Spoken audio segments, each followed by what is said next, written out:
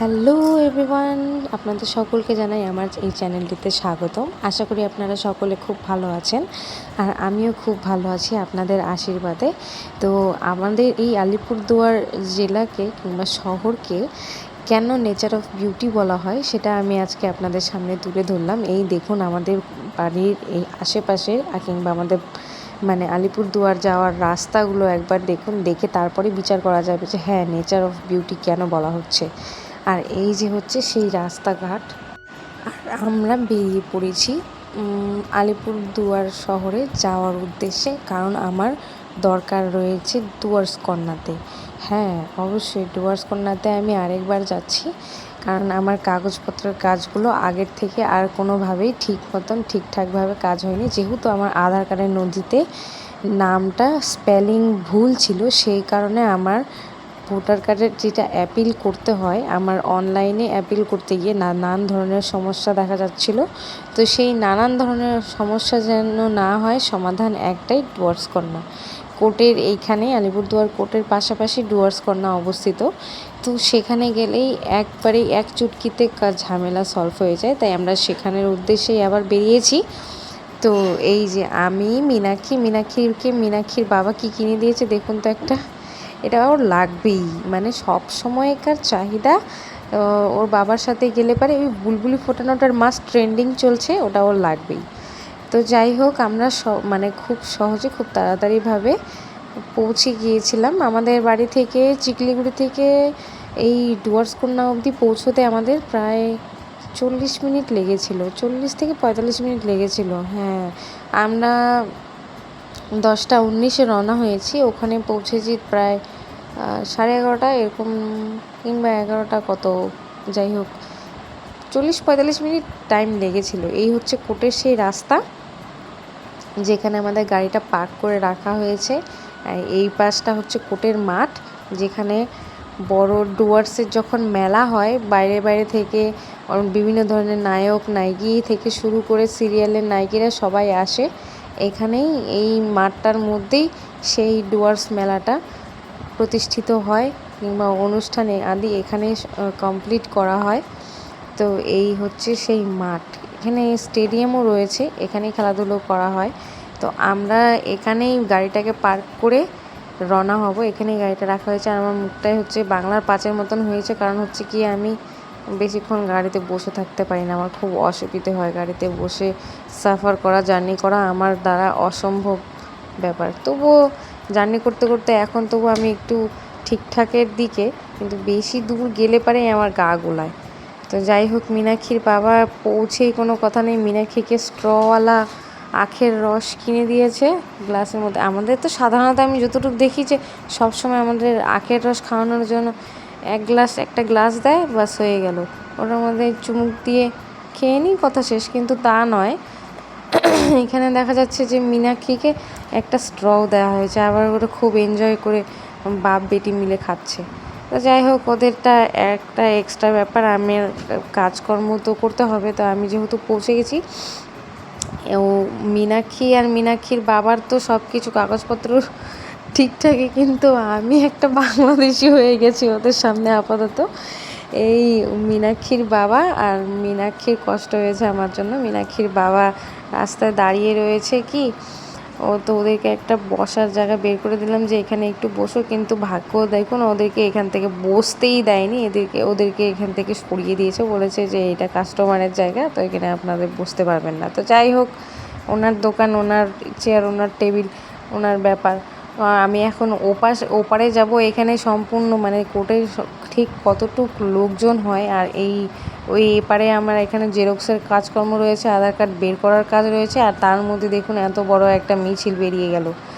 এই মিছিলের জন্য আমাদের যে লেট হয়েছে সেদিন, কি বলবো, সারাটা দিন চলে গেছে খেয়ে না খেয়ে। সেই সকালবেলা আমরা বেরিয়েছিলাম প্রায় 10টা 19-এর দিকে, যেমন বললামই, কিন্তু সারা দিন খেটে খুঁটে মিনিমাম 4টা বেজে গেছে। খাওয়া দাওয়ার তো কোনো বালাই নেই, খাওয়া দাওয়া তো হয়ই নি। আর এদের ডুয়ার্স কন্যা এরা ঘেরাও করেছিল কর্মসংস্থানের উদ্দেশ্যে। বিএমএস এরকম একটা, হ্যাঁ, এই যে দেখাই যাচ্ছে পতাকাতে, বিএমএস এরকম একটা আর কি কি একটা ব্যাপার আছে।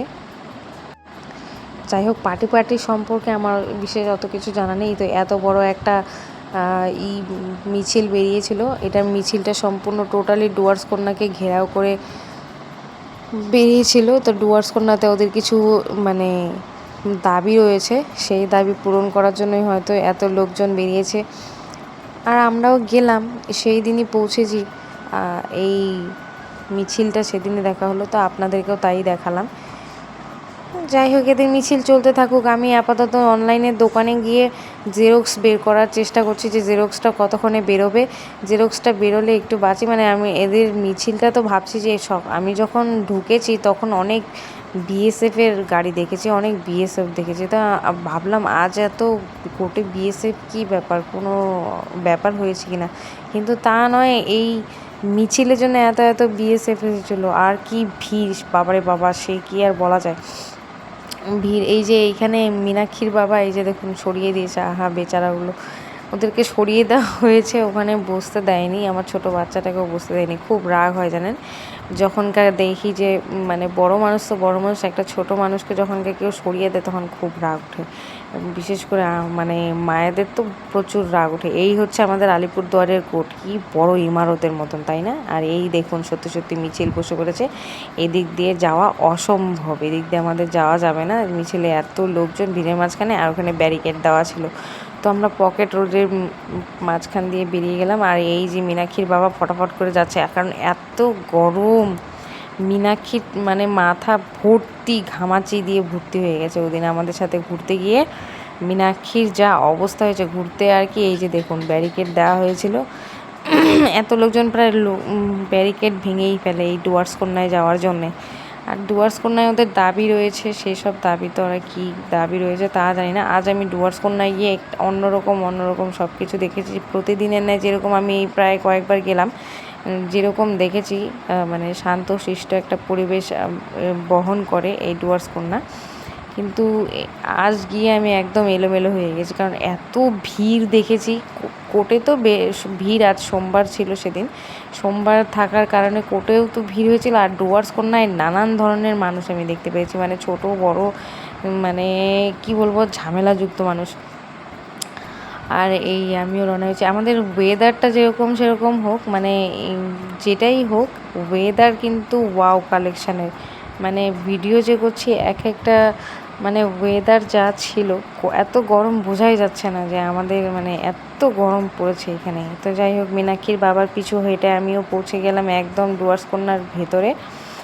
আর মীনাক্ষীর বাবা আমার আধার কার্ড আর ভোটার কার্ড নিজেই প্রথমে চেক করে দেখছে। যথেষ্ট সতর্কবান আর কি। ও আমার থেকে কাগজপত্রের বিষয়ে আমার থেকে বেশি এক্সাইটমেন্ট ওরই, যে হ্যাঁ তাড়াতাড়ি তোমার কাগজপত্র ঠিক করতে হবে, তুমি এখনও কাগজপত্র ঠিক করো না, কী করছো না করছো, তোমার কোথায় যেতে হবে তুমি ঠিকঠাকভাবে করো না। যাই হোক, সব কিছু ঠিকঠাকভাবে হয়েও গিয়েছিল। আর এই দেখুন, যেমন আপনাদেরকে আমি বলেছিলাম, এই যে এত ধরনের মানে ঝামেলা দেখুন। এখন কতগুলো মহিলা একসাথে একজোট হয়ে না জানি কি কথাবার্তা বলছিল, আমার ঠিক জানা নেই কি বিষয় নিয়ে ওদের খুব আলোচনা চলছিল। কিছু একটা গন্ডগোল তো ঘটেছেই, না গন্ডগোল যদি না ঘটে তাহলে কি আর হয়। আর আরেকটা ঝামেলা ছিল বলতে কি, মানে মীনাক্ষীর বাবার মোবাইলটা নষ্ট হয়ে গিয়েছিল বোলবমে যাওয়ার পরের দিন, মঙ্গলবারে, সোমবারে বোলবমে গিয়েছিল। বোলবমে গিয়ে স্নান করতে গিয়ে মোবাইলটা জলে ভিজে নষ্ট হয়ে গেছিলো, মানে চার্জ নিচ্ছিল না, চার্জিংয়ে ওয়ার্নিং দিচ্ছিলো। তা এই সিঁড়ি বেয়ে আমরা উপরে এসেছিলাম, তো মানে প্রায় 2 তলার ওপরে। এই মানে এটা স্যামসাংয়ের কেয়ার, আলিপুরদুয়ারে স্যামসাং কেয়ার অবস্থিত। তো এখানেই আমরা গিয়েছিলাম, কারণ ওর কাছে যেটা অ্যান্ড্রয়েড ফোন আছে স্যামসাং কোম্পানি, তো সেই কাস্টমার কেয়ারে আপাতত আমি বসেছিলাম। আমি, মীনাক্ষীর বাবা আর মীনাক্ষী ছিল, আমরা 3 জনই ছিলাম, আর বাকি কেউ ছিল না। তো এখানে মোবাইলটা দেওয়া হয়েছিল ঠিক করার উদ্দেশ্যেই। সেরকম কি ঠিক হয় না হয়, তো যেটা লাগতো সেটা ছিল না। তা আমরা আবার এখানে অপেক্ষা করে আবার বেরিয়ে এসেছিলাম একটা চার্জার নিয়ে, আবার রওনা হয়ে যাই বাড়ির উদ্দেশ্যে, কারণ এখানে ঠিক হবে না, স্যামসাং কেয়ার থেকে জানিয়ে দেওয়া হলো। আর এই দেখুন আমাদের আলিপুরদুয়ার হাইওয়ে ব্রিজের দৃশ্য, সে কি মনোমুগ্ধকর দৃশ্য, মানে বলার মতন নয়। এত সুন্দর জায়গায় বসবাসকারী আমরা, মানে গর্বিত, আমরা গর্বিত, সত্যি সত্যি গর্বিত। হ্যাঁ, সবার কাছে একটাই রিকোয়েস্ট যে যারা যারা আমার চ্যানেলে নতুন অবশ্যই চ্যানেলটিকে সাবস্ক্রাইব করবেন, প্রত্যেকে একটা লাইক করবেন, কমেন্ট করে জানাবেন আমার ভিডিওগুলো কেমন লেগেছে আপনাদের। আর এই এত এত পরিশ্রমের কদর আপনারা দিয়ে অবশ্যই একবার শেয়ার করবেন আমার ভিডিওগুলো। তো যাই হোক, আজকের জন্য আপনাদের সাথে ভিডিওটা আমার এতটুকুই। আমরা যাচ্ছি যেহেতু বাড়ির উদ্দেশ্যে, আর মানে গাড়িতে বসলে পারে বাইরের দিকে মুখ রাখলে আমার একটু মানে আরাম হয়, শান্তি হয়। না জানি বাইরে থেকে কিছু দেখতে বোঝা যায় না যে মানুষ কীরকম না কীরকম, কিন্তু ভেতর থেকে আমার সত্যি সত্যি খুব শরীর খারাপ করে। আমি বেশিক্ষণ গাড়িতে জার্নি করতে পারি না। আমরা পৌঁছে গেলাম, এই দেখুন আমাদের বাড়ির রাস্তায় আমরা ঢুকে পড়েছি। আর আমাদের বাড়ির রাস্তাগুলো ঠিক কতটুকু সুন্দর দেখেই আপনারা অনুমান করতে পারছেন যে আমাদের এরিয়াগুলো কীরকম, গ্রামীণ এরিয়া কীরকম সুন্দর হতে পারে। তো আজকের জন্য এতটুকুই, বাই বাই, দেখা হবে আপনাদের সাথে আর একটা নতুন ভিডিও নিয়ে।